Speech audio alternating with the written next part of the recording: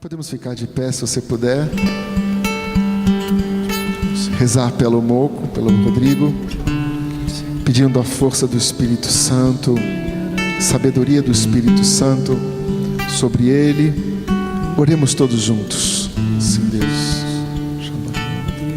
Tudo que ele preparou nessa noite. Rema sobre ele, Senhor. Pelo Espírito Santo, Senhor. Pelo teu amor, Senhor. Pela tua paz, pela tua sede de salvar a nós, Senhor. Essa é o Senhor, nossa salvação nessa noite, Senhor. Salva-nos, Senhor Jesus. Traz a paz, Senhor, através da tua palavra, Senhor. Traz direção, Senhor Jesus, através da tua palavra, Senhor. Obrigado, Pai, pela tua unção. Não só sobre aquilo que ele vai falar na sua boca, mas também a unção nos nossos ouvidos, para podermos compreender aquilo que o Senhor quer nos falar esta noite. Amém. Ave Maria, cheia de graça, o Senhor é convosco. Bendita sois vós entre as mulheres, bendito é o fruto do vosso ventre, Jesus. Santa Maria, Mãe de Deus, rogai por nós, pecadores, agora e na hora de nossa morte. Amém.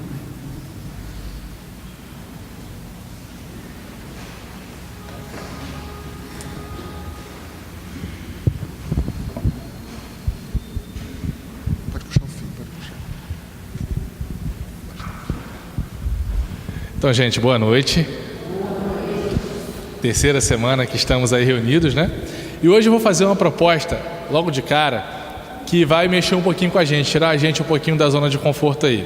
Vamos fazer o seguinte, tem muitos bancos aqui na frente que estão vazios, então aqueles que puderem, que estão lá atrás, eu vou pedir para chegarem aqui para frente. E mais do que isso, vamos ocupar banco a banco, tá certo? Mesmo que você não conheça as pessoas que estão no banco, você vai sentar nos mesmos bancos que já estão ocupados. Ocupar menos bancos e chegar mais aqui para frente. Vamos fazer esse exercício aí. Tem a ver com a nossa proposta de hoje, vai ser importante. Se você não conhecer a pessoa do banco que você está se achegando aí, cumprimenta a pessoa, se apresenta rapidinho, pergunta o nome dela. Se já conhecer também, cumprimenta, não tem problema não. Melhor ainda. Vamos fazer uma coisa mais aproximada aqui hoje.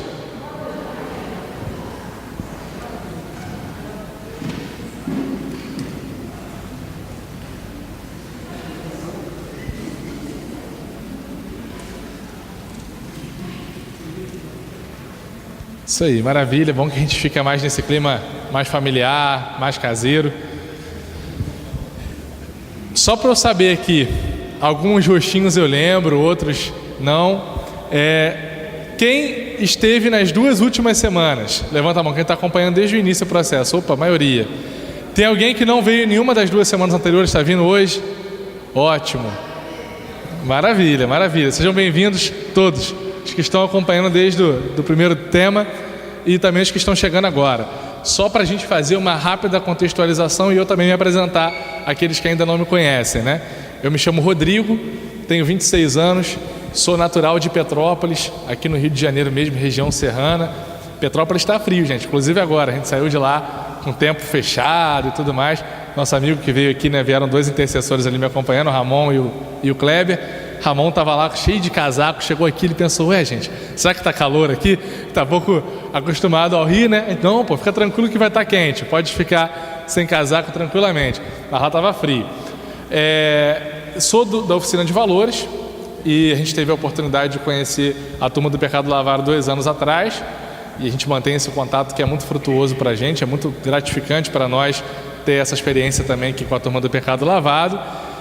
E a gente está fazendo um caminho aí com três temas, né? A gente falou primeiro da relação eu e Deus.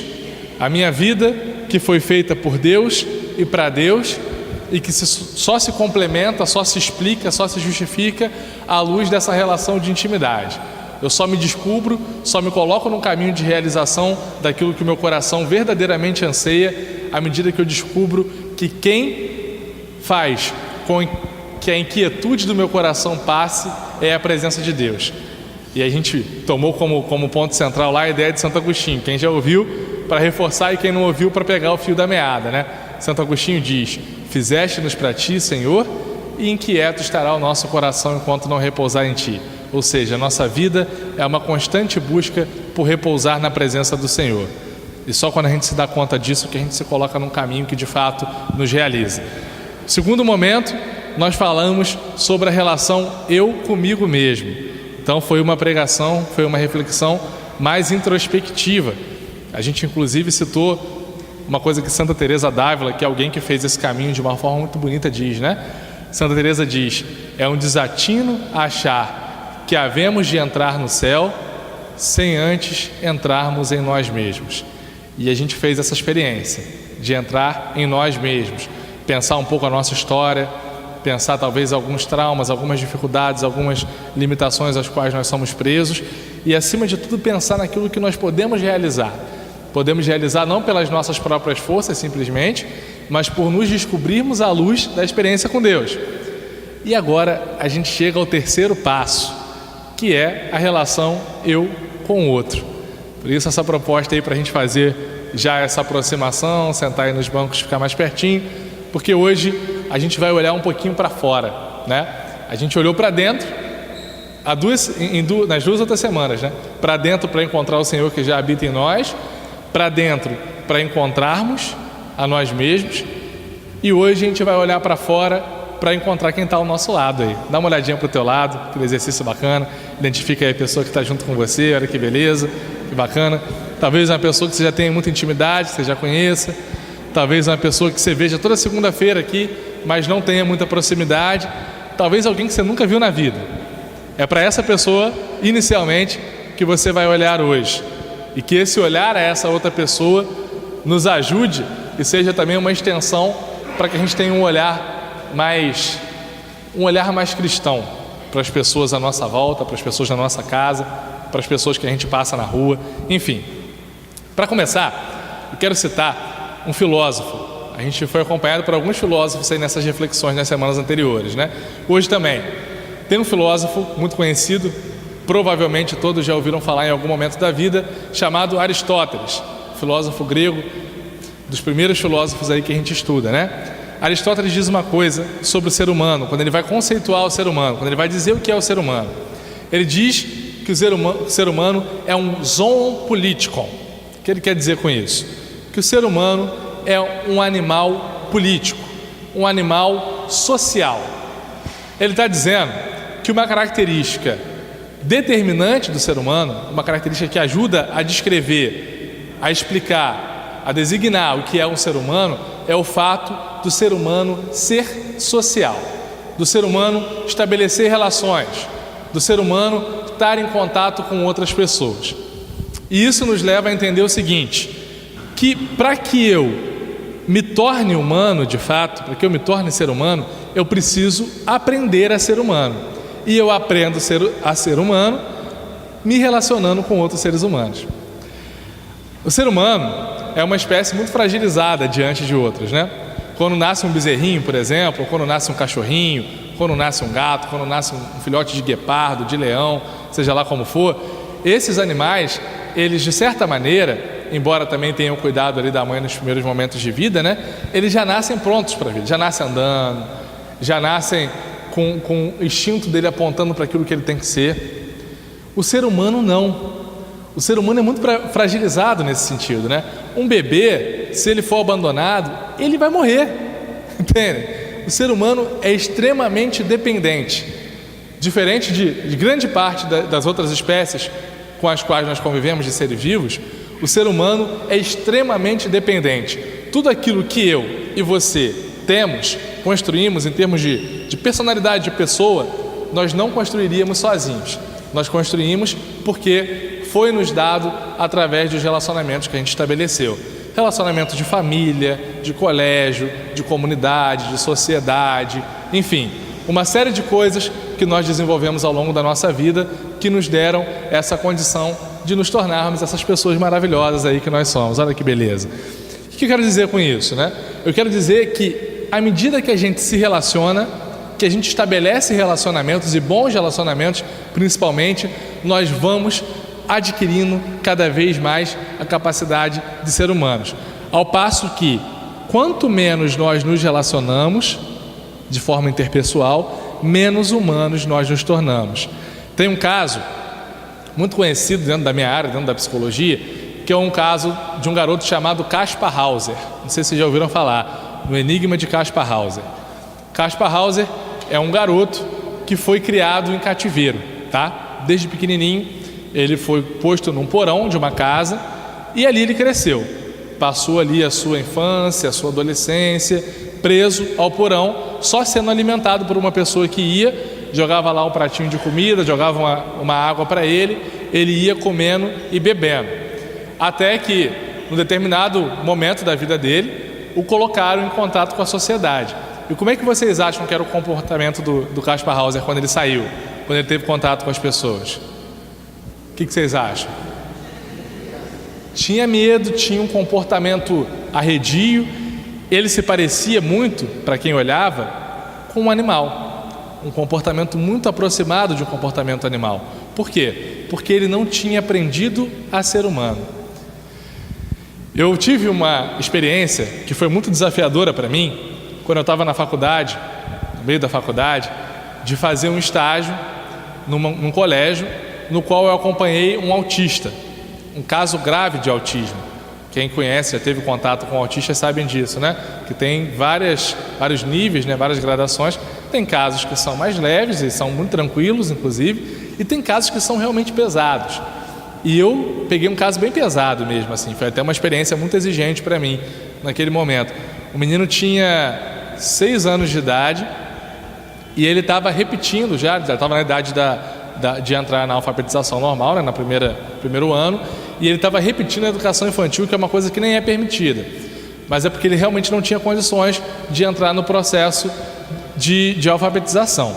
Esse menino tinha 6 anos de idade, era já maior, obviamente, do que os colegas de turma, e ele não respondia a praticamente nada, assim. Ele ficava o tempo todo na sala, tinha uma porta de madeira e por fora uma porta de grade. Essa porta de madeira ficava aberta para entrar iluminação na sala e a porta de grade ficava fechada. Ele muitas vezes ia se rastejando até essa porta de grade e ficava com as 2 mãos segurando as grades e lambendo a grade e olhando para fora. Boa parte do tempo de aula ele ficava assim. Se você desse um brinquedo na mão dele, por exemplo, ele pegava um brinquedo, passava na boca e jogava o brinquedo no chão. Pegava, passava na boca e jogava o brinquedo no chão. Ele não falava. Aí com os casos de autismo sempre tem essa dificuldade da percepção se o menino é surdo ou se ele não assimila a comunicação, né? Mas ele também não respondia a comunicação tal qual a gente tem estabelecida, né? De fala, de oralidade e tudo mais. Então era uma relação bastante difícil de estabelecer. E aí, qual foi o meu desafio com ele? O meu desafio foi de, aos poucos, primeiro descobrir o que era o autismo, que eu não sabia direito. Então era uma descoberta para mim.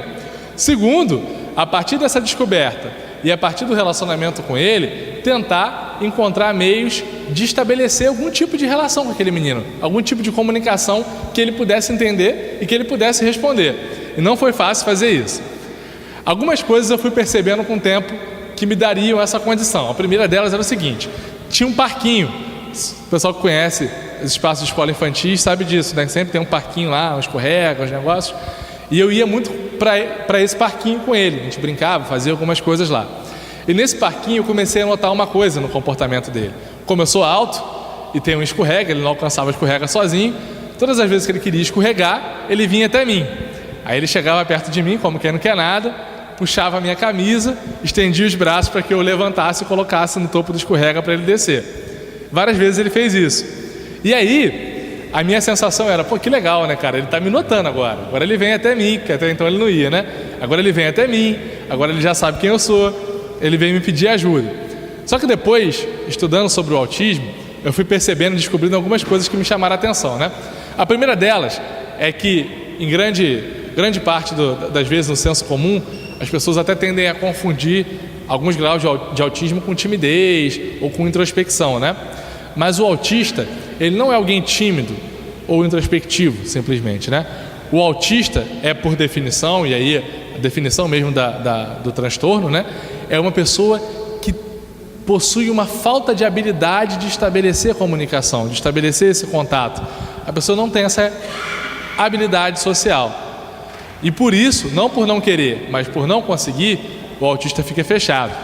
Uma outra característica do autista é que para o autista, prestem bem atenção nessas características, porque elas vão dialogar muito com a nossa realidade hoje. Para o autista, o mundo é ameaçador. Então, estabelecer contato visual, se relacionar com as pessoas, entrar em contato com as realidades é muito difícil, porque tudo parece um perigo muito grande. Portanto, o autista, ele experimenta não por querer, mas pela condição que o transtorno impõe, ele experimenta um profundo egocentrismo. Para o autista, existe ele. E isso é muito angustiante para o próprio autista. Inclusive, o autista tem uma dificuldade muito grande, e aí eu estou falando mais nos casos mais extremos mesmo, né? De perceber que a outra pessoa é uma pessoa. O autista percebe o outro como se fosse um objeto, ou como se fosse alguém que pudesse proporcionar alguma coisa. Por exemplo, quando ele vinha lá e puxava a minha camisa e estendia os braços, ele não estava querendo ser meu amigo. Ele queria que eu fosse um elevador que colocasse em cima do escorregador para que ele descesse. E aí aquilo me frustrou, né? Poxa, que pena, ele não está gostando de mim, né, cara? Eu sou o elevador dele ali, que levanta ele lá.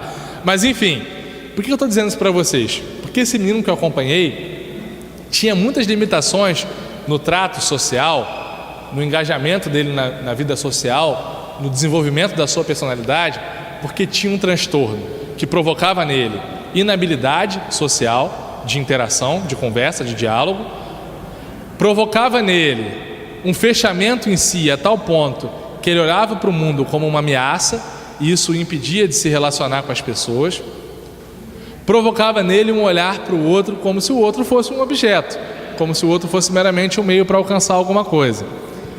Por que eu estou falando desses 3 pontos relacionados ao autismo? Porque esses 3 pontos que aquele menino experimenta porque tem um transtorno são pontos muito comuns nas nossas relações interpessoais, não é assim?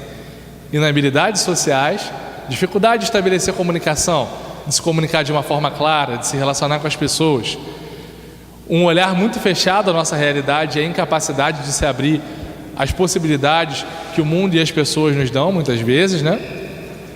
E também um olhar muitas vezes de encarar o outro como um meio para alcançar aquilo que eu quero. A gente vive num tempo e numa sociedade que padece daquilo que nós poderíamos chamar aqui, entre aspas, de um autismo social. Nós temos uma tremenda dificuldade de nos relacionarmos com as pessoas de uma forma sadia, de uma forma que nos faz crescer. E nós temos alguns indícios evidentes disso. O primeiro deles é que hoje nós temos uma crise profunda no valor da palavra, não é verdade? A gente sabe, talvez o pessoal que é um pouquinho mais velho vai lembrar disso, que há alguns anos atrás, muitos anos atrás, os contratos eram firmados pela palavra, não é verdade? Vem até daí a expressão que até hoje em dia se ouve pouco, né? Mas até bem pouco tempo atrás era usada, que é a expressão palavra de homem, não é assim? Palavra de homem que você está me dando, ou seja, garantia, é certo, você vai se comprometer com isso? E hoje a gente tem contrato para tudo, vocês já repararam? A gente precisa assinar contrato para qualquer coisa que a gente vai fazer, para qualquer mínimo detalhezinho. O pessoal que trabalha em empresa, que trabalha em colégio, enfim, sabe bem como é que é isso, né? Tudo tem que estar registradinho. Por quê? Porque existe uma desconfiança profunda das palavras. Você vai combinar alguma coisa com alguém, me manda por e-mail, para ter o registro do que está escrito, para depois não dizer que não foi assim que a gente combinou. Não é bem assim? A nossa palavra perdeu o valor. E a nossa palavra é fundamental para se comunicar, né? Como é que eu acesso a você? Como é que você me acessa?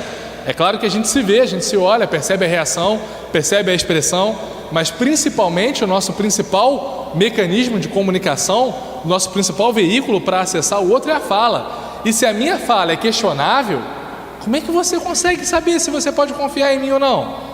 Como é que você consegue estabelecer relação com as pessoas?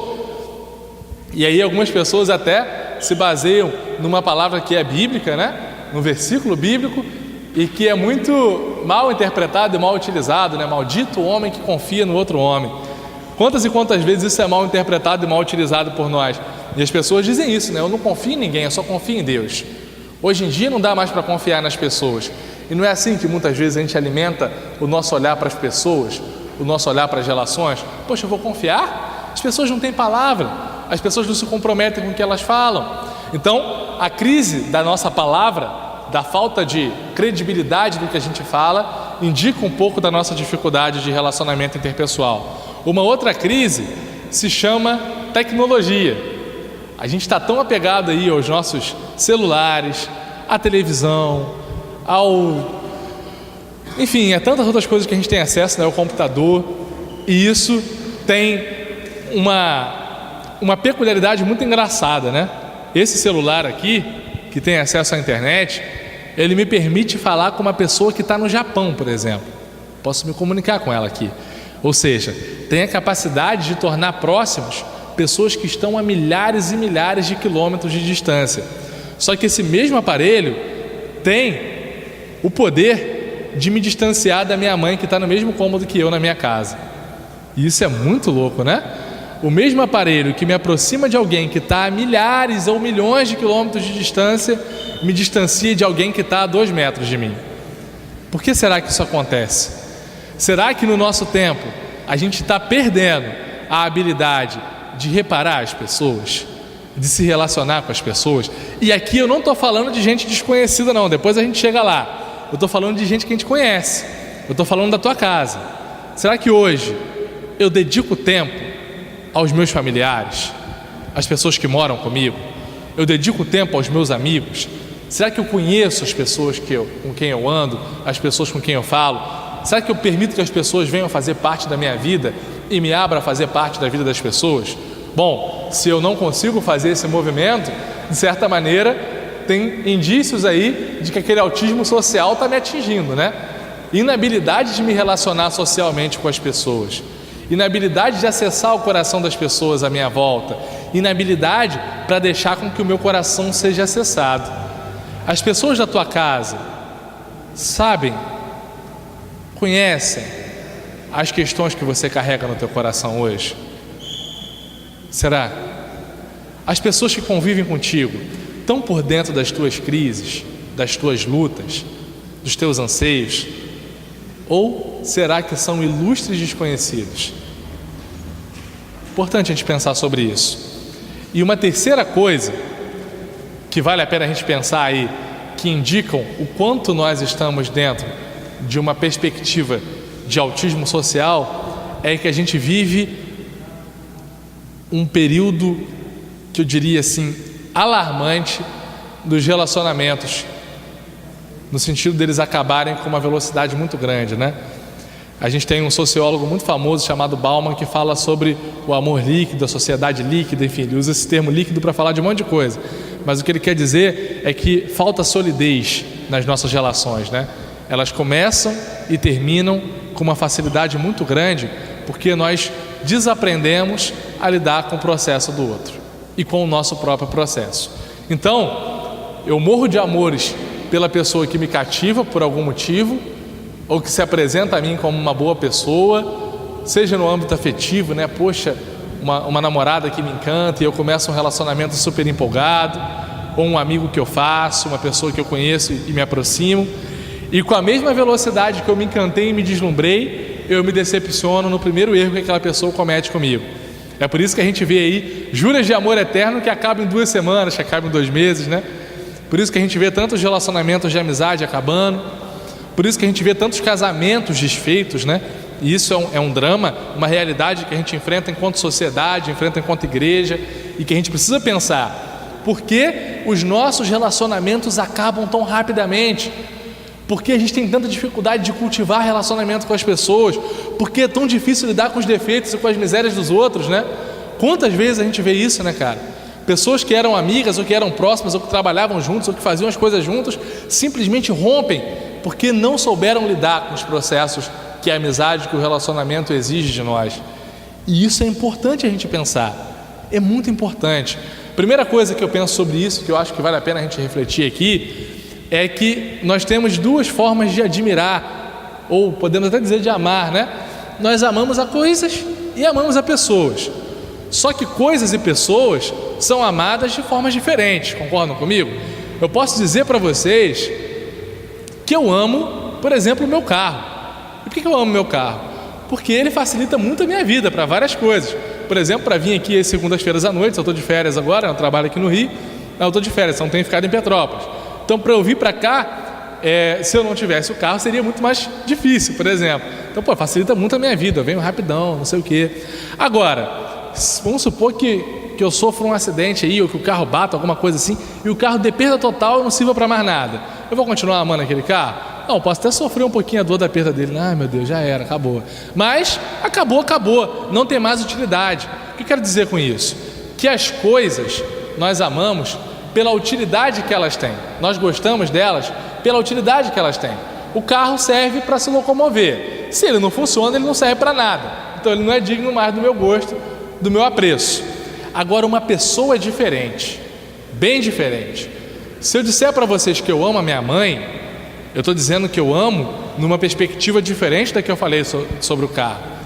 Se acontecer, Deus me livre e guarde, da minha mãe sofrer um acidente ou ter uma doença e ficar tetraplégica em cima de uma cama, sem a menor possibilidade de fazer nada por mim mais, sem nenhuma, entre aspas, utilidade, eu vou continuar amando a minha mãe da mesma forma. Por quê? Porque eu não amo a minha mãe por aquilo que ela me proporciona. Eu amo a minha mãe pelo que ela é. E isso faz total diferença. As coisas nós gostamos, nós amamos pelo que elas são, pelo que elas nos oferecem. As pessoas nós amamos pelo que elas são. E qual é o problema? O problema é que a gente tem se educado, se mal educado, a amar as pessoas como se elas fossem coisas.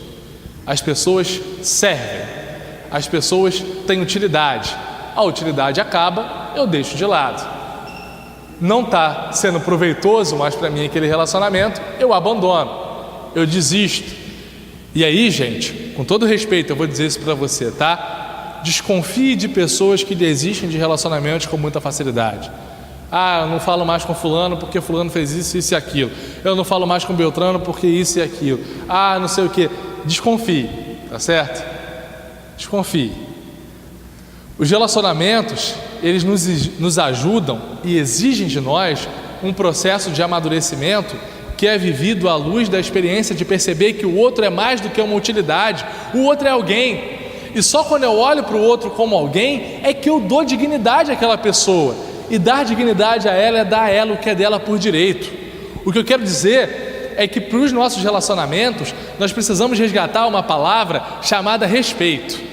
Respeito é justamente isso, enxergar o outro e entender que no relacionamento com o outro tem uma série de coisas que é dele por direito e eu preciso resguardar aquilo que é direito das pessoas. A gente tem duas formas de se relacionar com as pessoas, voltando aqui, tá? A partir da utilidade e a partir da dignidade, tá certo? Algumas pessoas na história da humanidade tornaram bem vivas, né, a experiência de se relacionar com as pessoas pela utilidade delas. Vamos lembrar aqui, por exemplo, do nazismo, tá certo? Vamos lembrar aqui do movimento do Hitler. Hitler fez justamente isso, tá? Entenderam os judeus como uma raça que era inferior e que, portanto, precisava ser exterminada. Foram todos conduzidos aos campos de extermínio, aos campos de concentração. E lá qual era a realidade do trato com os judeus? Quem é útil para trabalhar é mão de obra. Quem é inútil, morre. É útil, trabalha. Não é útil, morre. O que Hitler fazia? Qual o olhar que Hitler lançava sobre as pessoas? Um olhar meramente de utilidade. E aí, uma das pessoas que passaram por essa experiência dos campos de concentração, um judeu chamado Viktor Frankl, depois inclusive escreveu um livro descrevendo as experiências que ele vivenciou lá. Certa vez, assim que ele saiu, primeiro que ele viu uma experiência muito bonita. Os judeus esperavam que ele fosse alimentar um processo de vingança, de luta contra a Alemanha nazista, aquela coisa toda, e não, ele levantou um discurso de misericórdia, mesmo tendo sido prisioneiro e tendo vivenciado todas as experiências lá. E uma das causas pelas quais ele adotou esse discurso de misericórdia é porque ele acreditava e ele sabia que qualquer sociedade era capaz de um extermínio. Ele disse isso para eles. Nós também somos capazes desse extermínio. Se a gente não se cuidar, nós somos capazes de ter o mesmo olhar que eles tiveram em relação a nós. E o que eu digo para vocês hoje aqui, e isso vale para mim, obviamente, né? É que para nós também.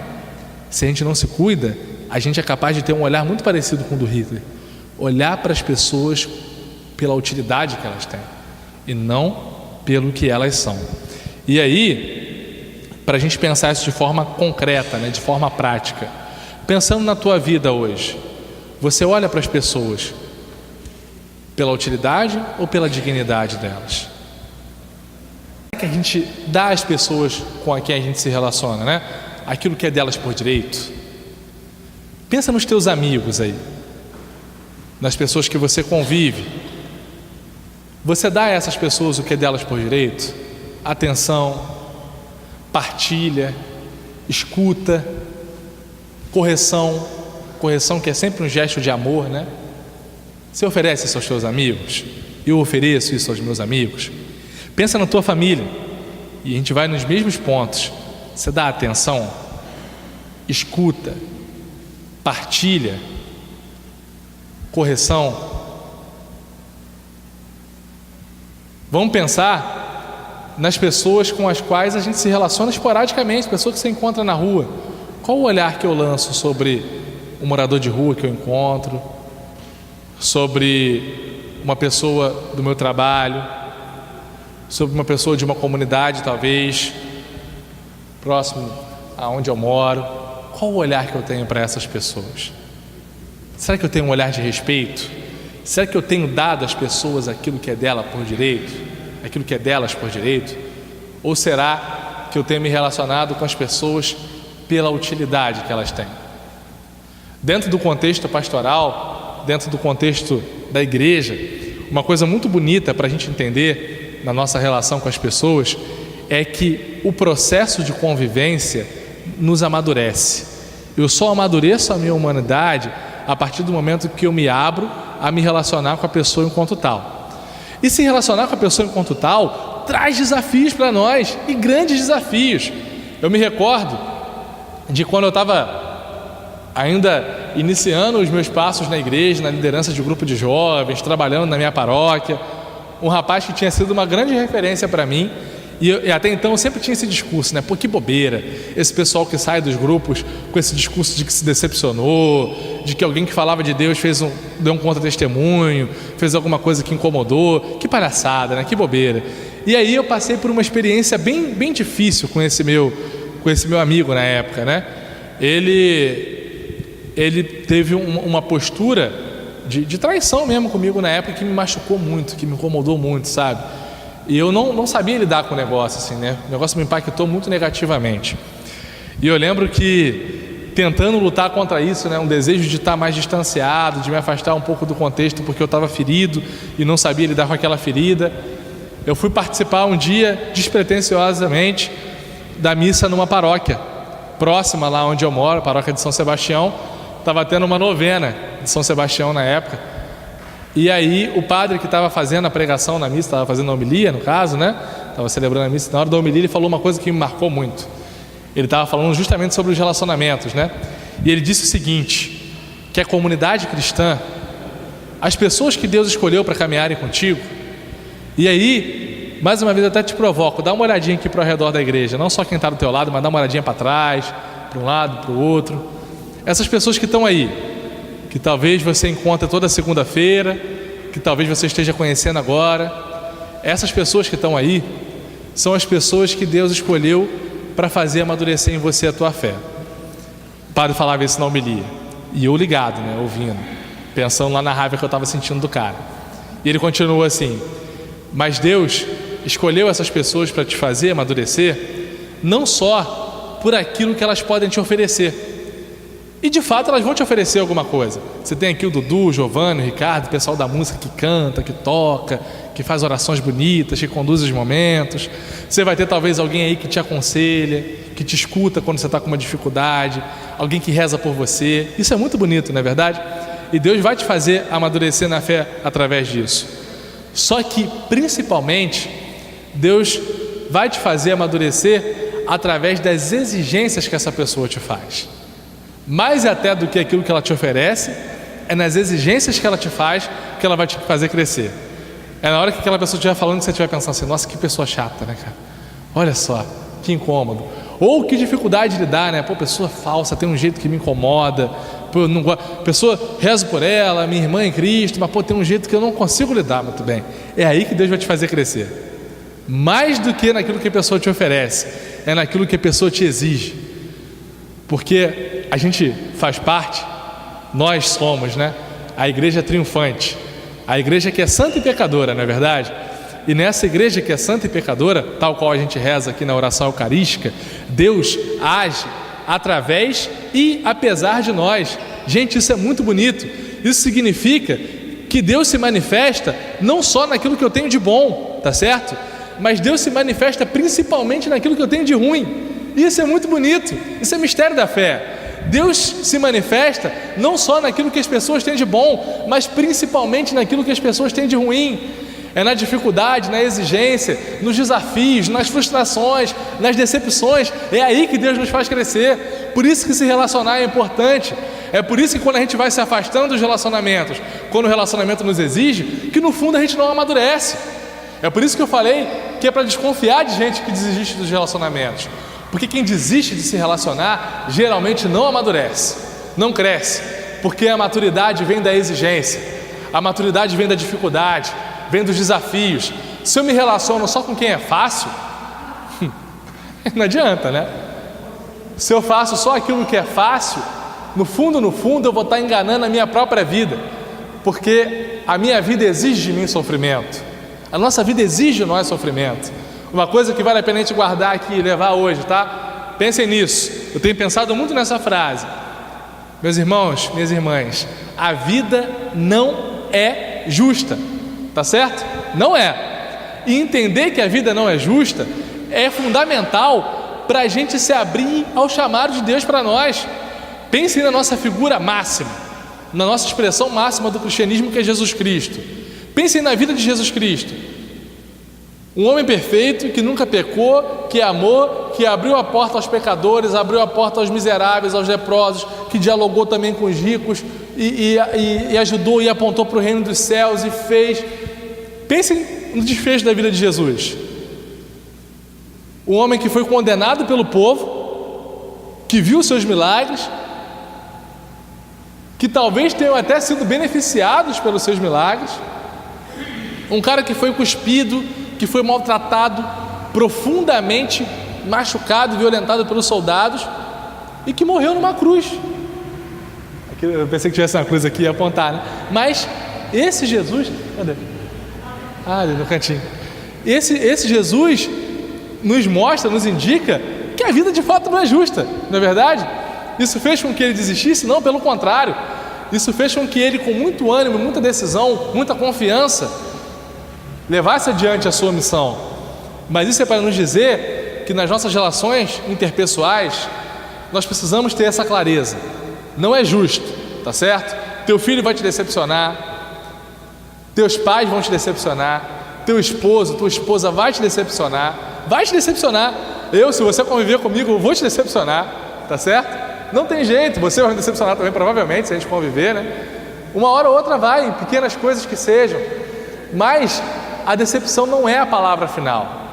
Os erros não são as palavras finais da nossa vida, né? As pessoas erram, é normal. Só que as pessoas são mais do que os erros que elas cometem. Eu sou mais do que os meus erros, do que os meus limites. E olhar para isso é fundamental. E mais do que isso, né? Quando a gente estabelece uma relação comunitária, quando a gente se entende dentro de um contexto que é maior do que nós, quando a gente se percebe como igreja, quando a gente consegue administrar os nossos afetos, quando a gente consegue se administrar, e tudo que eu estou falando aqui hoje, estou falando já com os pressupostos do que a gente já pensou nas outras semanas, tá? A gente passa a entender que quando eu convivo dentro de uma comunidade cristã, dentro de uma família, dentro de um ciclo de amizade, dentro de um relacionamento conjugal, o dom do outro também é meu. E é muito bonito isso, né? Quanto isso resolve a nossa vida, não é verdade? Quando a gente olha para as nossas relações e a gente percebe que o dom do outro é meu. Eu não sei cantar. Dudu sabe, por exemplo. O fato de eu fazer parte da mesma comunidade que o Dudu, eu não saber cantar, mas o Dudu saber, faz com que eu também saiba cantar. Porque o dom do Dudu é meu. Eu posso estou aqui fazendo essa pregação, no final o pessoal da música vai tocar alguma coisa, o pessoal da música vai cantar. O meu dom da pregação complementa a música, o dom da música complementa a minha pregação, o teu dom que está aí no teu banquinho, intercedendo, rezando, completa, e a gente juntos vivenciamos uma profunda experiência com Deus, porque os nossos dons são compartilhados, todos para o mesmo intuito, para o mesmo objetivo, né? Numa família em que o esposo e a esposa são cooperativos na construção da casa, eles são complementares, eles não são rivais.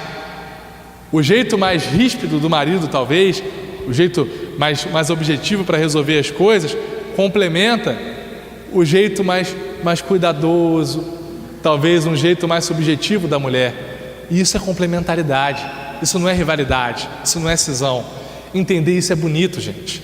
É bonito porque quando o jeito do outro me incomoda, eu preciso pensar que o jeito do outro não está me desafiando no sentido negativo da palavra, mas o jeito do outro está me provocando a ser melhor, para conseguir administrar e entender que aquele jeito também me pertence, que aquilo também faz parte da minha vida.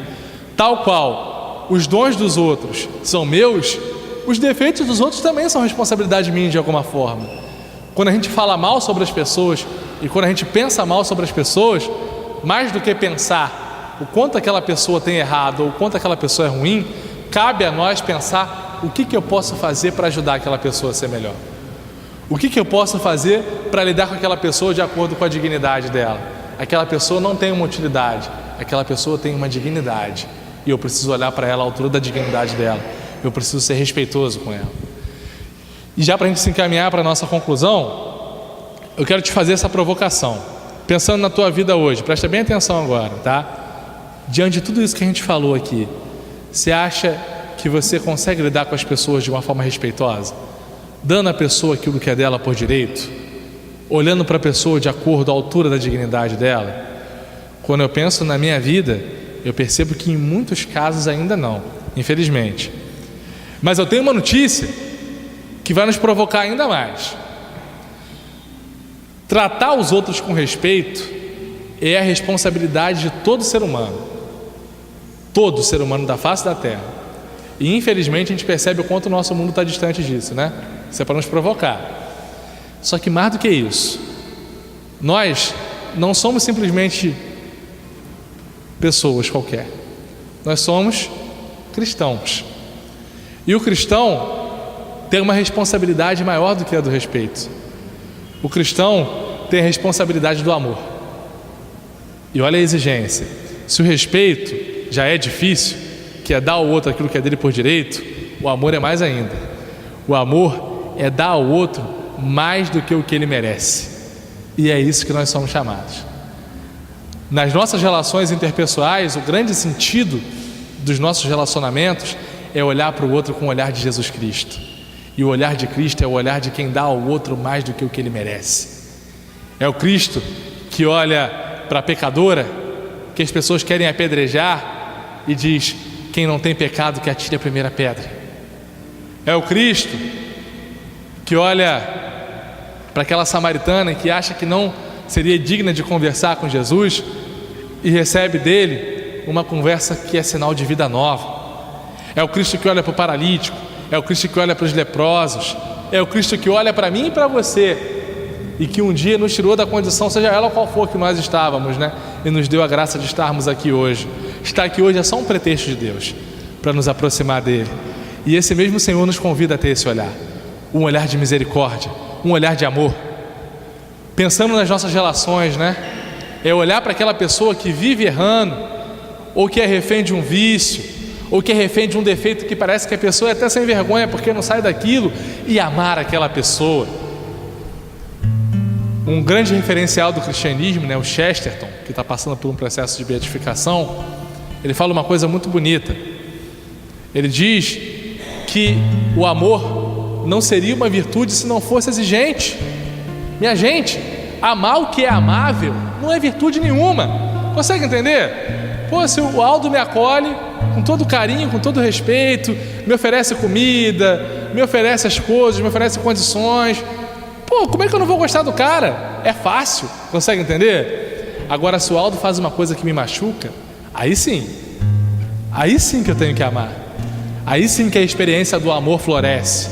Amar quem é amável, gente, Amar as pessoas numa condição que é favorável é muito fácil, qualquer um pode fazer. Agora o nosso grande desafio, o nosso grande chamado, pode já fazer, muda de lado por favor, é amar as pessoas quando é exigente. É isso. Tem uma citação do livro judaico, o livro de referência deles, né, tal qual a Bíblia é para nós, o Talmud, que diz o seguinte: procurei a Deus. Esse é o título da história, né? E aí eu procurei em Deus, fui procurar Deus nas minhas orações, na tentativa de alcançar Deus pela espiritualidade, e não encontrei. Aí depois eu procurei Deus em mim, entrei, fiz um exercício de procurar Deus e também não me encontrei, continuei me sentindo perdido. Já angustiado, eu fui procurar o outro, e no outro eu encontrei todos os três: o outro, a Deus e a mim. A relação com o outro, a relação comunitária, é o que de fato nos revela a experiência com Deus. Pensemos nas missões ao longo da história da igreja, né? Pensemos no próprio Cristo. Cristo contou com 12 pessoas. 12 pessoas para iniciar a sua missão.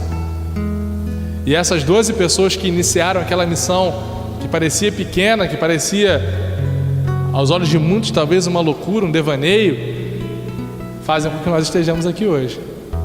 12 pessoas mais Jesus. E aí, a provocação que a gente precisa se fazer hoje, né?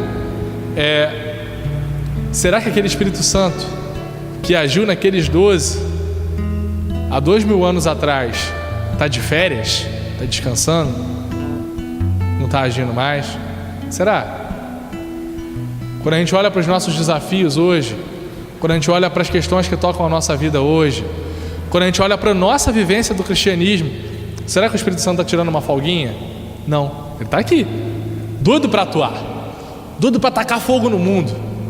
Então o que falta?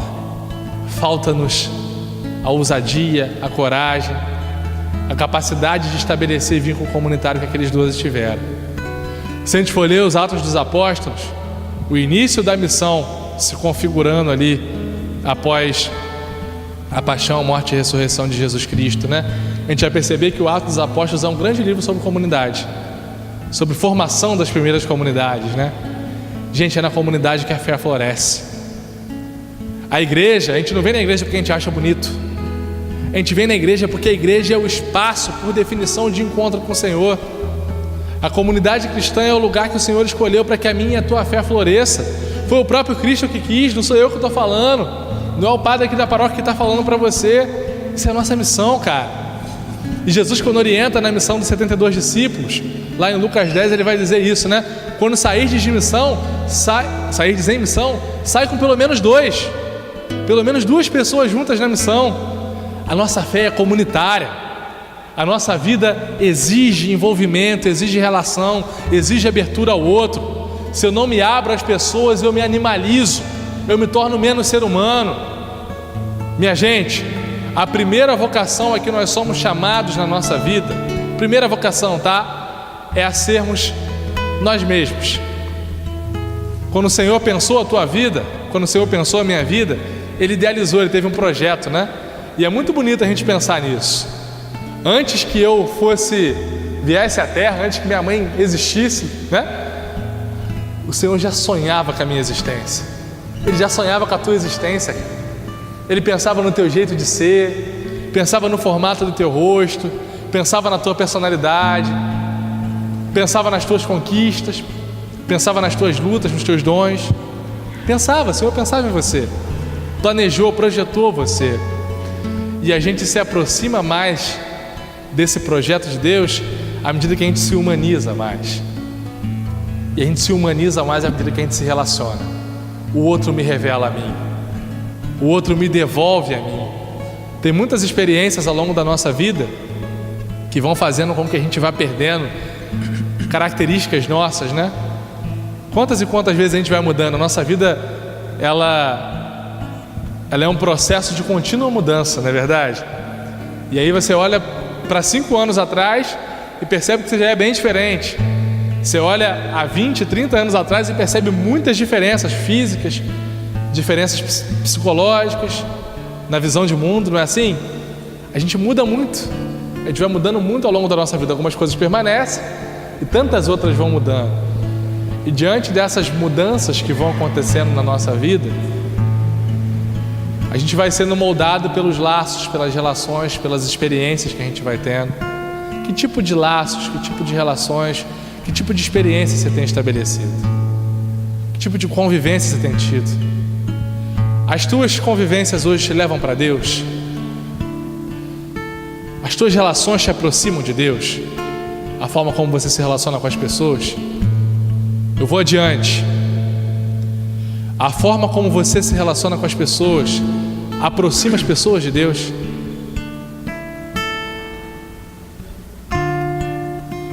A nossa missão é ser luz, né? Se as minhas relações não aproximam as pessoas de Deus, tem alguma coisa de errado. Me falta olhar com amor. Me falta dar ao outro mais do que o que ele merece. É isso, gente. É isso. Pensar a relação com o outro é pensar que se relacionar é amar. E amar é dar ao outro mais do que o que ele merece. E aí, eu quero trazer aqui o discurso do Pão da Vida para a gente pensar. Não vou lê-lo todo, óbvio, é bem grande. Depois vocês leiam em casa, por favor. Anota aí, guarda aí.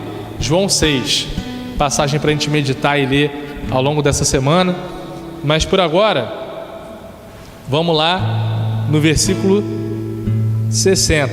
Vocês viram bem que é grande, ó. Para ter 60 e poucos versículos. Tem 71 na verdade, né? A passagem é bem grande. Mas a gente vai fazer só um pequeno recorte aqui para a gente concluir. Só para contextualizar, o discurso do Pão da Vida acontece num contexto no qual Jesus já tinha realizado muitos dos seus milagres e milhares de pessoas o acompanhavam, milhares, sedentas de ouvir a palavra do Senhor, sedentos de saber o que ele tinha a apresentar, pessoas que já estavam cativadas pela presença de Jesus, pessoas que já tinham sido alcançadas por ele em algum momento. E aqui Jesus leva a radicalidade última da experiência cristã. João 6, tá? Ele diz o seguinte: a minha missão é me tornar comida e bebida para vocês. Aquele que comer minha carne e beber o meu sangue permanecerá em mim e eu nele. Aquele que comer minha carne e beber o meu sangue terá a vida eterna. Os caras ficam malucos. O que esse cara está falando? Esse cara está doido. E muita gente vai embora. E aqui a parte que a gente vai ler já é depois que as pessoas estão indo embora. Jesus, quer dizer, a passagem diz o seguinte, né? Versículo 60, vamos lá. João 6, 60. Muitos dos seus discípulos, ouvindo, disseram. Olha o que as pessoas disseram para Jesus: isso é muito duro. E talvez seja isso que a gente está pensando aqui agora, né? Dar ao outro mais do que ele merece é muito duro. Exige muito. Quem o pode admitir? Eles perguntam. Sabendo Jesus que os discípulos murmuravam por isso, perguntou-lhes: isso vos escandaliza? E aí vamos pular lá para o versículo 66 agora. Desde então, muitos dos seus discípulos se retiraram e já não andavam com ele. Então Jesus perguntou aos 12, olha isso, foi todo mundo embora, milhares, que acharam a proposta muito dura, muito exigente. E aí Jesus, se voltando só para os 12 que permaneceram ali, perguntou: quereis vós também retirar-vos? E vocês também querem ir embora? E minha gente, essa palavra é muito forte. E ela nos indica uma coisa: o mesmo Jesus que é aberto a se aproximar de qualquer um que queira, é o Jesus que tem exigências para que a perseverança aconteça. E esse Jesus se volta para mim e para você hoje e diz: preste bem atenção, olha para mim aqui. E você, diante disso que é proposto, também quer ir embora? Se quiser, as portas estão abertas. Mas se quiser ficar, a exigência é essa: amar. A exigência do cristão é o amor. O desafio do cristão é o amor. E só quando a gente ama de verdade, só quando a gente se abre verdadeiramente a essa experiência de amor, que a gente permite que Deus seja Deus na nossa vida. E só permitindo que Deus seja Deus na nossa vida, que a gente realiza plenamente a nossa missão. Vamos ficar de pé? E com muita decisão agora, muita decisão, muita certeza, dá a mão para quem está do teu lado aí, para a gente fazer uma bonita oração comunitária hoje. Pode até fechar aqui um banco com outro, para fazer aquele movimento bonito das mãos dadas. Que essa união das mãos aqui agora seja para nós a representação da unidade. Em João capítulo 17, Jesus roga ao Pai por várias coisas. E uma delas, ele diz o seguinte, né? É a oração por aqueles que creem. Ele diz: Senhor, que aqueles que creiam em mim sejam um. Que aqueles que creiam em nós sejam um, né? E essa é a grande oração de Jesus. Esse é o grande desafio da nossa igreja. Minha gente, olha bem aí ao teu redor, vai olhando, vai contemplando essa dimensão da unidade, né?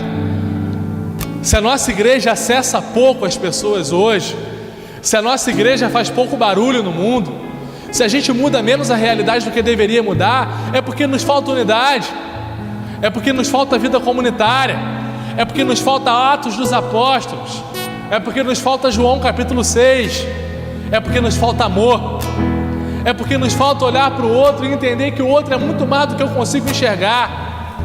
Nesse momento você está tocando alguém aí, não está? Essa pessoa que você está tocando, ela é muito mais do que você pode ver. Quem toca alguém toca uma história. Tem uma história aí por trás.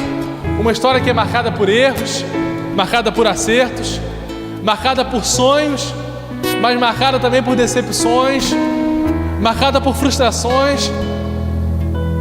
É marcada por Deus, por uma experiência de amor que acessou o coração dessa pessoa a ponto de trazê-la aqui hoje, a ponto de despertá-la para a dimensão de comunidade que ela está vivenciando aqui hoje contigo.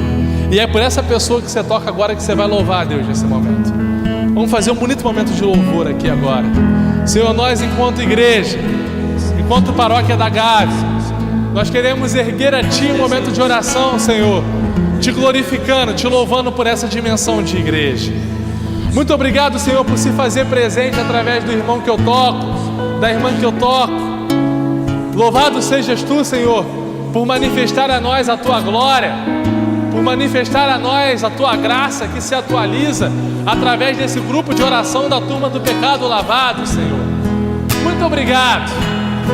E eu quero Te pedir, Senhor, com toda a humildade do meu coração, que o Senhor possa agir na vida dessas pessoas que aqui estão hoje, Senhor. Recebe essas pessoas pelas quais eu rezo, para que no coração delas o Teu amor possa frutificar de uma tal maneira, Senhor, que amar seja natural, cada vez mais, que olhar para os outros com o Teu olhar seja natural, Senhor, cada vez mais, e que assim, Senhor, como Maria Madalena, que já tinha se encontrado e se relacionado com tantos homens ao longo da sua vida, ao encontrar-se com o olhar de Jesus, ela disse: nunca ninguém me olhou como esse homem.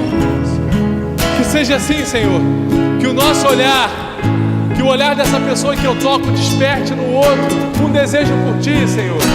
Que o olhar dessa pessoa que eu toco desperte no outro um desejo pela Tua presença. Nós queremos, Senhor, clamar a ação do Teu Espírito Santo sobre esse lugar. O Teu Espírito Santo que é derramado sobre a humanidade a partir da experiência de Pentecostes. Os apóstolos, os discípulos reunidos que rezavam e clamavam o Teu poder, que rezavam e clamavam a Tua graça. Hoje também nós aqui, Senhor, em 2016, queremos clamar a ação do Teu Espírito Santo sobre nós, para que Teu Espírito nos faça um, Senhor. Dá-nos a Tua unidade, Senhor.